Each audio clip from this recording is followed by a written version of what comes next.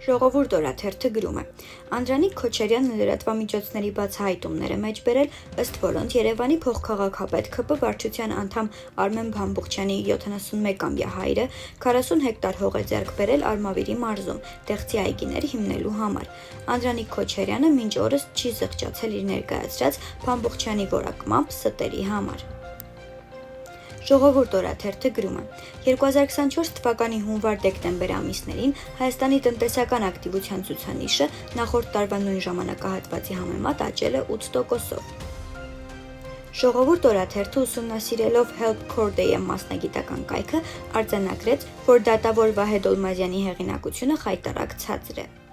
Հրապարակ օրաթերթը գրում է. Չնայած ՔՊԱ-ական որոշ պատգամավորներ հրապարակային քննադատել են Անդրանիկ Քոչարյանի պահվածքը, սակայն խմբակցությունում հարցը չի քննարկվել, հավանաբար սպասում են Փաշինյանի որոշմանը, որ հասկանան էթիկայի հանձնաժողով ստեղծում են, թե ոչ։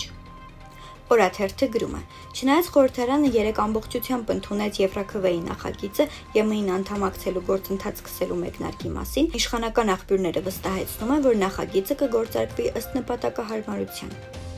Որքան էլ զարմանալի է, Փաշինյանի գրպանային իրավապահներն ավելի խիստ պատիժ են նախատեսել երբեմնի ԿՊԱ-ական Աղազարյանի նկատմամբ։